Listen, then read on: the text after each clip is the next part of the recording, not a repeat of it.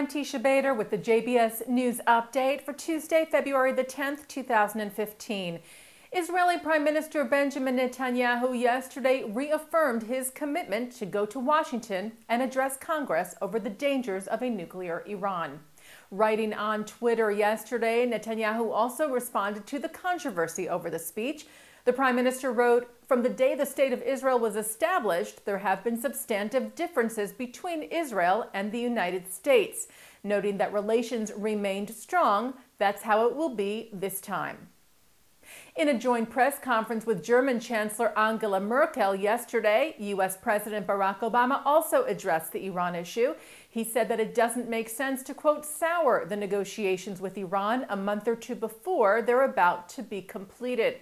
Referring to the differences of opinion on Iran between the U.S. and Israel, Obama said, quote, "That's separate and apart from Mr. Netanyahu coming to Washington." And when asked about the decision not to meet with the Prime Minister, Obama restated that that was due to the proximity to the Israeli elections. Obama said the decision has to do with how we do business, and I think it's important for us to maintain these protocols because the U.S.-Israeli relationship is not about a particular party. Referring to Chancellor Merkel, the president said she probably would not have received an invite to the White House 2 weeks before an election either, adding that he suspects she would not have asked for one. And of course, in the American Jewish community, people are hardly reticent to weigh in with their strong opinions on both sides of the issues. On the left, J Street has launched a petition against Netanyahu's speech, stating that the Israeli Prime Minister does not speak for them. They claim they have amassed 20,000 signatures. While on the right, the Zionist Organization of America has criticized the lack of unity among Jewish American groups to support Netanyahu, with ZOA President Mort Klein warning that Jewish leaders are acting like those in the 1930s before the Holocaust, and that the message being sent to Iran is that the Jewish people are not unified and strong against this, quote, deadly enemy. French media reports that a suspect was arrested in Paris last night for painting the word Jew on over 10 cars in a Paris neighborhood with a sizable Jewish community. And also in the city, authorities arrested a man who was trying to burn an Israeli flag in front of the Hyper Caché, the kosher supermarket where a terrorist killed 4 Jews last month.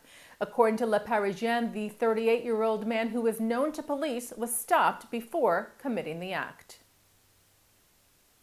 The Anti-Defamation League called on retailer Urban Outfitters to remove an item for sale in their stores, which they claim is, quote, eerily reminiscent of the gray and white stripes and pink triangles that gay male prisoners were forced to wear in the Nazi death camps. ADL National Director Abe Foxman, himself a Holocaust survivor, told the clothing retailer that whether it was intentional or not, the tapestry for sale was deeply offensive and should not be mainstreamed into popular culture. This is not the first time that Urban Outfitters has been called out for their designs that recall Holocaust imagery. In April of 2012, the ADL condemned a t-shirt with a Star of David on it that was briefly for sale before being removed after the criticism. A drum made out of a Torah scroll that belonged to a Nazi sympathizer has now been brought from Poland to Israel. The drum was found in the basement of a man in Lodz who was a member of the Nazi Hitler Youth movement. It was found by volunteers of the organization From the Depths. It will now be part of a traveling exhibition that the group is preparing for this year. British musician Alan Parsons took the stage in Tel Aviv tonight despite pressure not to. Parsons told a group of Israeli musicians in the city yesterday that he was approached by various people and groups who urged him to cancel the Israel concert. Among them, former Pink Floyd frontman Roger Waters, who is a known and vocal supporter of the BDS, or Boycott, Divestment, and Sanctions movement, which seeks to delegitimize the State of Israel. Parsons said he replied to Waters that he did not mix music and politics. Parsons said, "I see music as a superior thing, and I will perform wherever I am invited to. I perform for people who enjoy listening to my music."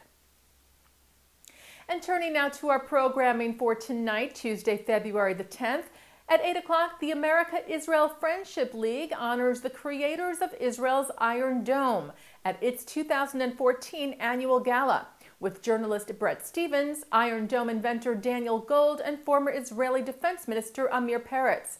At 9, Mark Golub sits down with communications engineer Kfir Damari, who is at the helm of Israel's first private space exploration company, Space IL.